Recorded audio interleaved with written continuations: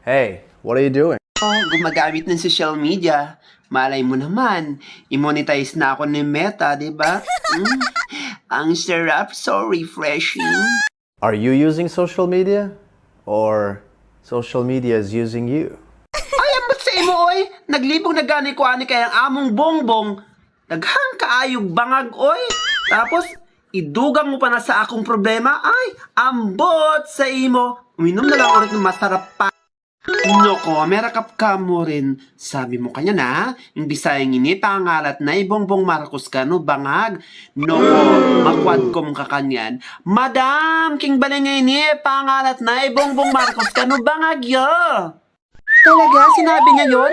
Pagkatapos siyang bigyan ng ayuda ni Bongbong Marcos, magkakalat siya ng fake news. Noko, puntahan nga natin mapang-squad ko. Tao po! May nagsumbong sa akin, tinatawag mo daw na bangag si Bongbong Marcos. Totoo ba yon? Ha? Kinsa man na? Oo. Akong kiingon, nga naglibog ko kay among Bongbong, daghag bangag. Wala akong gisulti. Isa mong kaoy. Kaayo. Sorry talaga. Sabi kasi sa akin, malibog daw si Bongbong Marcos, tapos bangag pa daw. Sorry talaga, yun naman pala. Naguguluhan ka kasi yung bubong nyo, maraming butas. Sarap. Okay lang yun, madam. Ang mahalaga, naliwanagan po kayo na mali. Ibigay mo to doon sa nag-chismis para magkaroon ng mga refreshing yung brain niya. Masyado siyang brainless.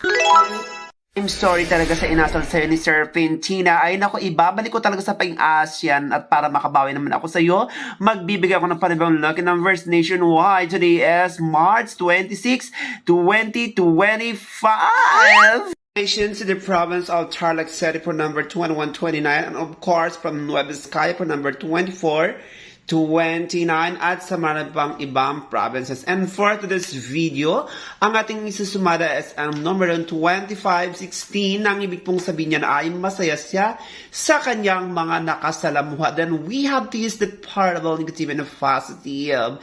Hello Philippines! Huwag mong kalimutan na sa pagkakas ng first ball ay kumulang tayo sa taas, sa gitna at sa baba. Sa second ball mula baba hanggang gitna.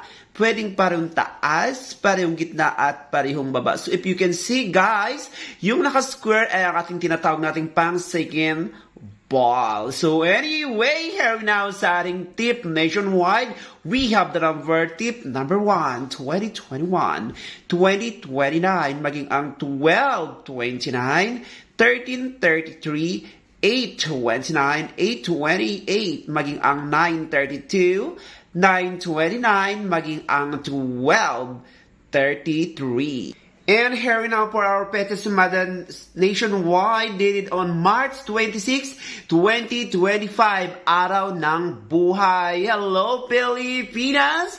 Here now sa ating given number na 326, nang ibig pong sabihin niyan ay gumagapang ang kanyang buhay. So sa ating number 3 ay sa number 1020, nang ibig sabihin po niyan ay may magnanakaw sa butas. And for 26 ay sa number 18 nang ibig pong sabihin niyan ay nakahubad ahas or ahas na nagpapalit ng balat. And for sa ating legendaring magnanakaw ng kaligayahan or nawawala ng swerte, for our number 20, it is number 1838, nang ibig pong sabihin maraming naghuhubad. And for 25, 69, nang ibig pong sabihin may nakasalubong siyang chismosa. And here we now for our first lucky number for today, March 26, 2025, 10 plus 20 equals to 30, and 18 plus 8 equals to 26. So our first lucky number is number 3026, na ang ibig pong sabihin yan ay buhay na butas. And here we now, for our second lucky number, of course, 18 minus 30 equals to number negative 20, and 16 plus 9 equals to 25. Ang ibig sabihin 2025, again, nawawala ng swerte o magnanakaw ng kaligayahan. And here we now, for our strongest number for today, March 26, 2025, of course, 30 minus 26 equals to 4, and 20 minus 25 equals to number negative 5. So our strongest number is 4-5. Ang ating 4 ay pwede siya maging 22. Ang ating 5 ay pwede siya maging 14. That's why our strongest number for today is number 422, 414, 45, 514, 522, maging ang 2214. Hay nako, napaka-chismosa mo talaga yung Serpentina. Balang araw maging tunay na as ka talaga. Hindi naman parang sinasabi niyang bangag si Bongbong Marcos. Ang sabi niya, marami ng butas yung bubong nila. Oh, ito, palamig. Inumin mo daw, binigay ng taong chinismis mo para hindi naman maging dry yung utak mo at hindi na maging brainless at tumalino ka naman. Wow, kanyaman natin yung dessert na ite. Anyway, sorry talaga ni Ekman Balo kasi balo mo naman tunay kong kapangpangan. Bala ko sa sinabi na Bongbong Marcos bangagya. Sorry po.